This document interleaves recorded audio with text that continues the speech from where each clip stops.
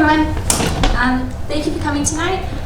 Before we start, I'd like to acknowledge the Ngunnawal people as the traditional custodians of the land on which we're meeting tonight. So this is ANU Tomorrow. This has been going on for the past 4 years. This is the 5th year that it's being held.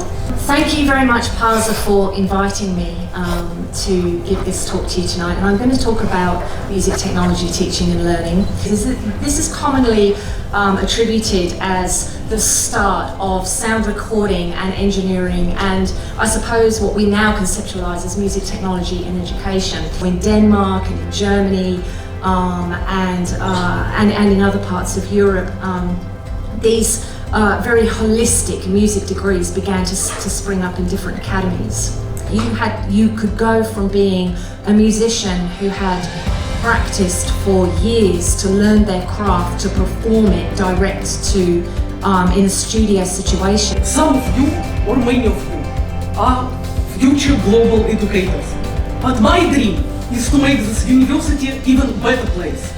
That if cultural background of students are used in the learning process, students are much more motivated.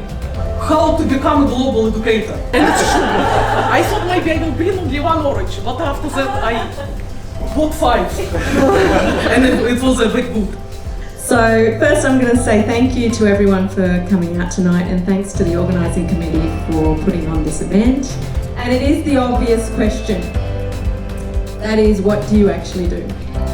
And the report says that premature birth is on the rise in most countries in the world, and it is the leading cause of death of newborns. And devastatingly, 1% of all births were perinatal deaths. So it started with the Australian longitudinal study on women's health. So we need to produce a lot more food on a lot smaller place.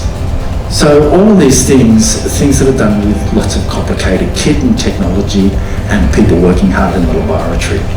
So that's what the chloroplast is doing. It's receiving a signal that there's been a perturbation to homeostasis, which is New Zealand wind.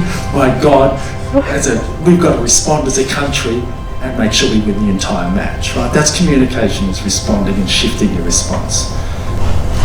And that's where I think it's you guys.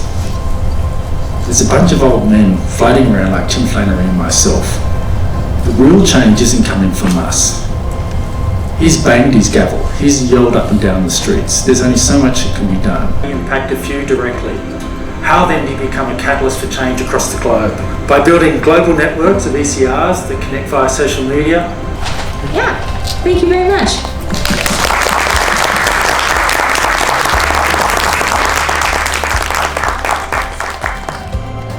Okay, so that's kind of to finish up. Thank you everyone for coming, and we look forward to seeing you next year.